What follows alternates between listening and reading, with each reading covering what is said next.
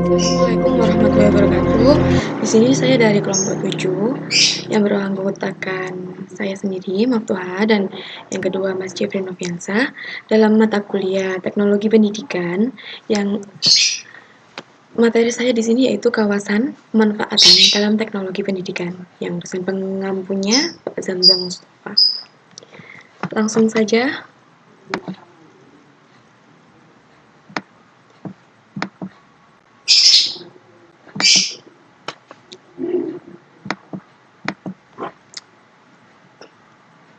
Coba kita pahami, apa yang dimaksud dengan pemanfaatan dalam teknologi pendidikan? Pemanfaatan dalam teknologi pendidikan merupakan tindakan yang menggunakan suatu metode dan pola instruksional, bahan, dan peralatan media untuk meningkatkan suasana pembelajaran. Kawasan pemanfaatan teknologi pendidikan merupakan domain atau bagian dari unsur ketiga dalam teknologi pendidikan. Nah, yang dalam media itu, yang dimaksud media, itu seperti alat yang digunakan dalam proses pembelajaran. Sedangkan pemanfaatan dalam teknologi pendidikan merupakan suatu aktivitas yang menggunakan proses dan sumber untuk melakukan pembelajaran atau pendidikan. Fungsi pemanfaatan dalam teknologi pendidikan sangat penting karena membicarakan kaitan atau hubungan antara peserta didik dan bahan belajar atau sistem pembelajaran.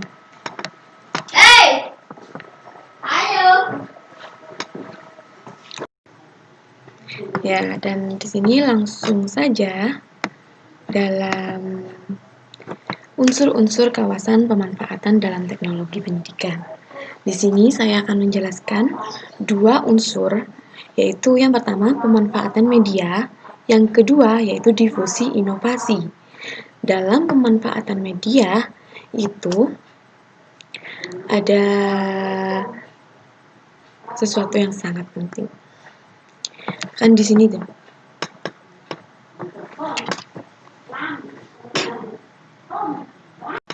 Nah, di sini saya akan menjelaskan unsur-unsur kawasan pemanfaatan dalam teknologi pendidikan. Di situ ada 4 unsur ya di PPT saya. Yang pertama, unsur pemanfaatan media. Yang kedua, difusi inovasi. Yang ketiga, implementasi dan institusionalisasi. Dan yang keempat, kebijakan dan regulasi. Di sini saya akan menjelaskan dua unsur kawasan pemanfaatan dalam teknologi pendidikan dahulu, dan selanjutnya akan dijelaskan oleh teman saya. Yang pertama, pemanfaatan media. Ya, apa sih yang dinamakan pemanfaatan media? Ya, pemanfaatan media merupakan penggunaan yang sistematis dari sumber belajar. Proses pemanfaatan media merupakan proses pengambilan keputusan berdasarkan pada spesifikasi desain pembelajaran. Jadi, pada setiap pembelajaran itu membutuhkan adanya media.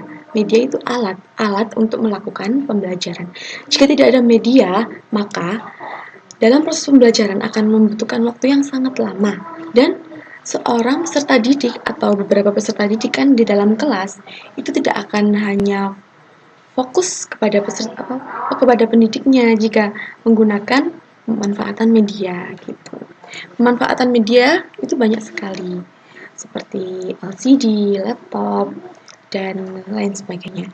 Sedangkan di masa pandemi saat ini, pemanfaatan media itu sangat dibutuhkan untuk peserta didik dan pendidik agar tetap berkomunikasi menjalankan sekolah online atau homeschooling. Oke. Dan di sini ada yang namanya prinsip-prinsip pemanfaatan media. Yang pertama, penggunaan beberapa macam media secara bervariasi memang diperlukan. Yang kedua, memiliki kelebihan dan kelemahan. Tidak ada satu jenis media yang cocok untuk semua proses pembelajaran dan dapat mencapai semua tujuan pembelajaran. Jadi, dalam setiap proses pembelajaran itu ada sendiri-sendiri. Ada yang memakai media ini, ada yang memakai media ini, dan setiap media itu ada kelemahan dan juga kelebihan. Jadi kita juga harus menentukan media apa yang tepat dalam proses pembelajaran yang kita ajarkan nanti. Dan yang ketiga itu ada penggunaan media harus dapat memperlakukan pembelajar secara aktif. Jadi media itu harus membuat peserta didik kita menjadi aktif di dalam kelas. Jadi mereka tidak akan diam saja, dia akan memanfaatkan yang namanya pemanfaatan media tersebut.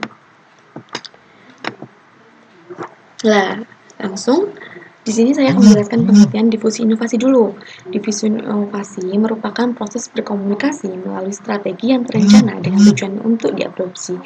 Tujuan yang ingin dicapai ialah untuk terjadinya perubahan. Selama bertahun-tahun, kawasan pemanfaatan dipusatkan pada aktivitas guru dan ahli media yang membantu guru. Model dan teori pemanfaatan dalam kawasan pemanfaatan cenderung terpusat pada perspektif pengguna. Nah, dalam difusi inovasi itu sangat penting, sangat diutamakan. Karena difusi inovasi itu kan termasuk model dan teorinya kan. Jadi itu cenderung terpusat pada perspektif penggunanya. Nah, di sini ada langkah-langkah difusi. Yang pertama pengetahuan, yang kedua persuasi atau bujukan, yang ketiga keputusan, yang keempat implementasi, dan yang kelima konfirmasi.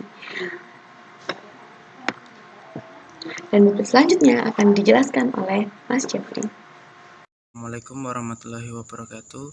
Jadi di sini saya akan melanjutkan presentasi dari Mbak Maftuhah mengenai pengertian implementasi dan institusionalisasi.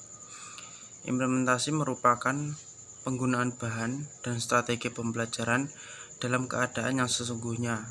Sedangkan institusionalisasi atau pelembagaan merupakan penggunaan yang teratur atau rutin dalam pelestarian dari inovasi pembelajaran dalam suatu struktur atau budaya organisasi. Keduanya saling bergantung dengan perubahan personal dan organisasi. Jadi implementasi itu adalah suatu strategi pembelajaran yang dilakukan oleh seorang pendidik dalam keadaan yang sesungguhnya, dalam keadaan ketika dalam pembelajaran itu berlangsung. Sedangkan institusionalisasi itu merupakan pelembagaan, yaitu menggunakan, merancang dan menggunakan dengan teratur atau secara rutin dalam pelestarian dari inovasi pembelajaran dalam suatu struktur atau budaya organisasi. Selanjutnya mengenai pengertian kebijakan dan regulasi. Kebijakan dan regulasi merupakan suatu aturan dan tindakan yang mempengaruhi difusi atau penyebaran dan penggunaan dalam manfaat teknologi pembelajaran. Kebijakan dan peraturan pemerintah yang telah ditetapkan dan dipatuhi dapat mempengaruhi pemanfaatan teknologi. Untuk selanjutnya adalah perbandingan unsur-unsur kawasan pemanfaatan dalam teknologi pendidikan. Yang pertama terdapat pemanfaatan media. Ada beberapa manfaat media dalam dunia pendidikan ketika melakukan proses pembelajaran di sekolah maupun di luar sekolah. Yang pertama, penyampaian materi pembelajaran dapat diseragamkan dan lebih banyak pelaksanaannya ketika penyampaian. Yang kedua, proses pembelajaran berubah lebih jelas dan menarik peserta didik yang mengikuti proses pembelajaran. Yang ketiga, menggunakan media berupa HP. Jadi pemanfaatan media ini sebenarnya ada banyak, tapi yang saya sebutnya ini hanya 3 karena ya kurang, tidak cukup ya. Selanjutnya untuk difusi inovasi.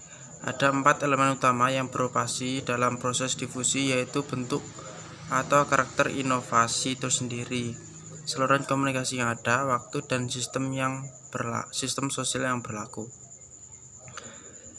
Implementasi dan institusionalisasi memiliki perbandingan di antara beberapa unsur yang ada dalam kawasan pemanfaatan teknologi pendidikan. Perbandingannya yaitu implementasi yang biasanya dapat dikatakan penggunaannya yang efektif.